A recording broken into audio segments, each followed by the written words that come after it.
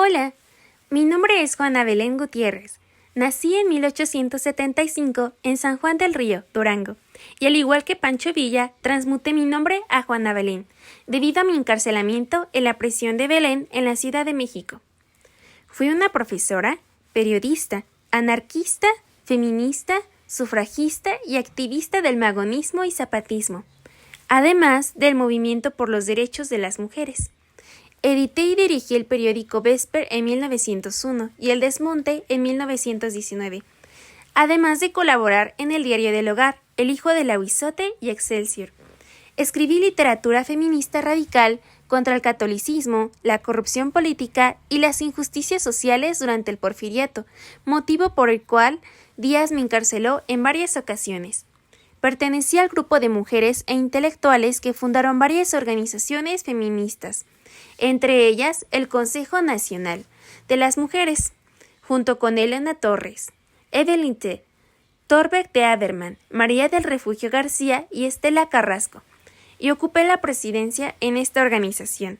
Además, participé del Frente Único Pro Derechos de la Mujer, donde destacaría como una de sus activistas más influyentes. Estuve presa durante 3 años en San Juan de Ulúa, junto con Dolores Jiménez, María Dolores Malváez y Elisa Acuña. Con el ejército de Zapata alcancé el grado de coronela y mandé a fusilar a uno de sus hombres por violar a una mujer del regimiento. Mi lema fue: bajo mi mando ninguna mujer será abusada. Si hay infractores los pasaré por el fusil. Finalmente, morí a los 67 años en 1942.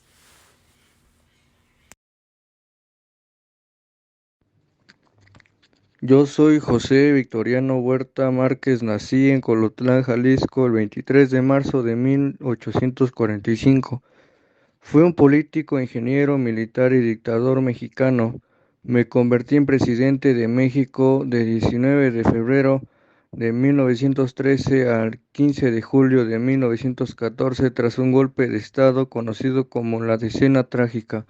En 1913 improvisé un grupo armado con cerca de 800 indios yaquis conocido como el Ejército del Noroeste, incorporándonos a la lucha en bando de los constitucionalistas.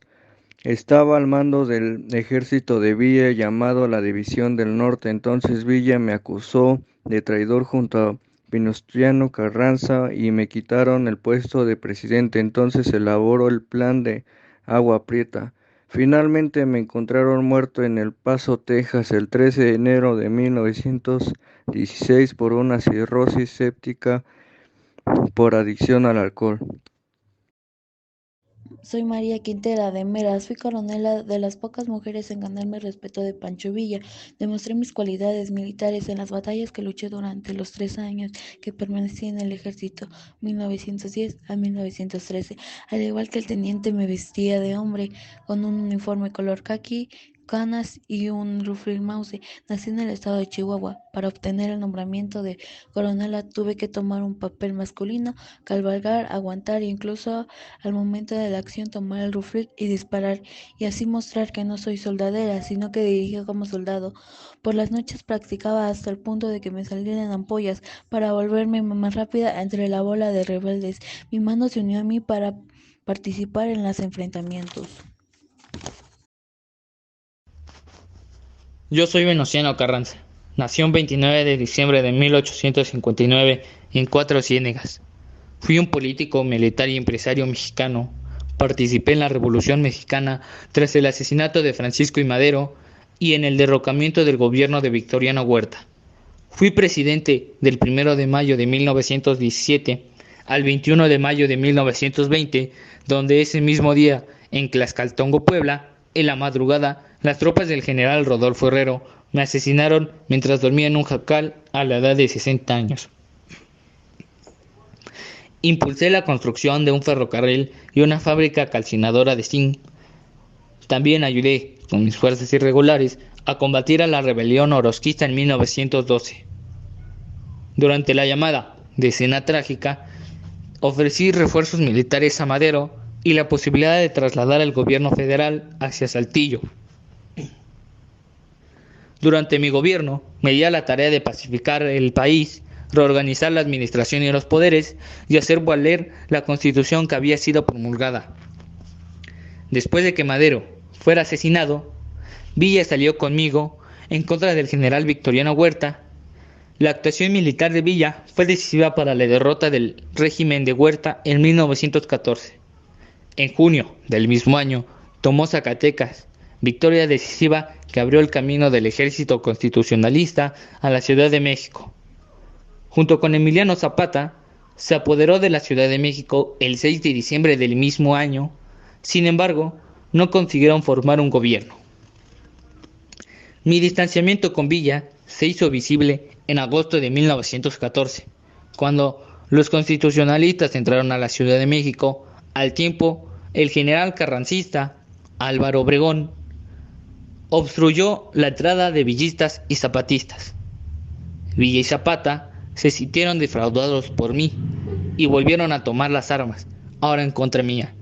Reanudando la guerra civil, Villa comandaba 40,000 hombres, con los cuales se hizo una guerra de guerrillas desde el norte del país que continuó hasta mi muerte en 1920. Mi nombre es Adela Velarde Pérez. Soy conocida como la musa inspiradora del corrido más famoso de la Revolución Mexicana y di nombre a las Adelitas. Fui nieta del destacado general juarista Rafael Velarde, que luchó contra las tropas francesas. Desde mi adolescencia me uní a las filas de la Revolución, apoyando a la Asociación Mexicana de la Cruz Blanca en labores de enfermería.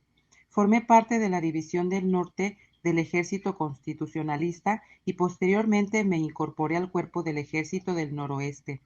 El 22 de febrero de 1941 fui reconocida como veterana de la Revolución por la Secretaría de Defensa Nacional Mexicana y fui nombrada miembro de la Legión de Honor Mexicana en 1962.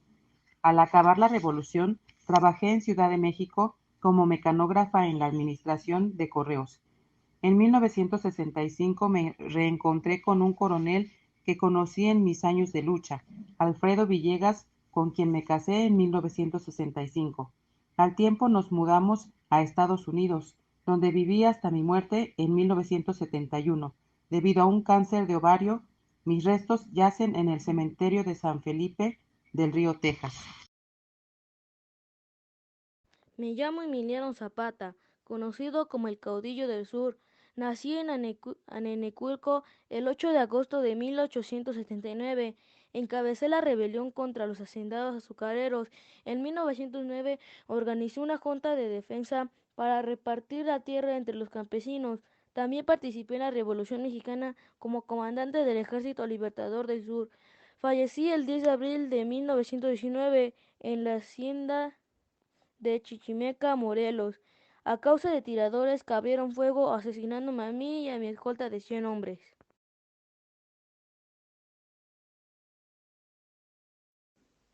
Soy María de la Luz Corral Fierro. Nací el 2 de julio de 1892 en el municipio de San Andrés, Chihuahua. Mi padre fue Jesús Corral Rivera y mi madre Trinidad Fierro. José Doroteo Arango me conoció cuando yo tenía 17 años. 2 años después nos casamos. Fui la 7ª esposa de Villa. Nos casamos por lo civil el 28 de mayo de 1911 y por la iglesia el 24 de octubre de 1911. En 1912 nació nuestra primogénita, Luz Helena Villa Corral, y desgraciadamente murió antes de los 2 años de edad. Villa compró para nuestra hija la casona conocida como la Quinta Luz. El recinto fue construido entre 1905 y 1907, pero hasta 1911 lo compró mi esposo en un valor de 6,000 pesos. Vivimos en ella hasta que mataron a mi esposo. Después de su muerte, salí del país para estar a salvo. Me fui a Cuba y después a San Antonio, Texas.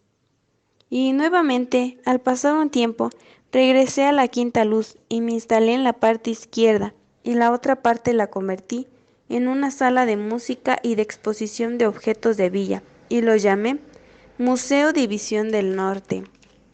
Permanecí viuda el resto de mi vida, pues nunca quise volverme a casar. Mantuve en pie la casa museo y me encargué de un orfanato de niñas y adolescentes.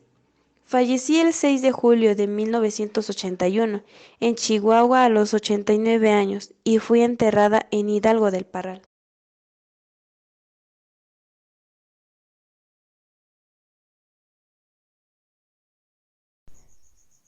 Mi nombre es Doroteo Arango y nací el 5 de julio de 1878 allá en Río Grande, San Juan del Río, Durango. Doroteo Arango. ¿No me conoces?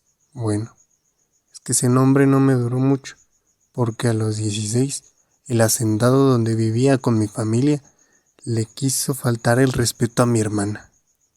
Y eso sí, no se lo iba a permitir. Entonces, que le meto unos plomazos. Así fue como tuve que irme de la casa con mi caballo. Sabía que me iban a fusilar por lo que hice, así que tuve que cambiarme el nombre a Francisco Villa. Conocí gente, me uní a un grupo de bandoleros y allá anduve, asaltando y robando ganado. Conocí a mi compadre, Eleuterio Soto, y un político, Abraham González. Él me platicó de lo que pasaba en el país, de la revolución y de Francisco I. Madero, que llamó una rebelión contra el presidente Porfirio Díaz. Yo ya estaba cansado de ver cómo los ricos y aperfumados tenían todo y que los campesinos nada. Entonces comenzamos la revolución en el norte.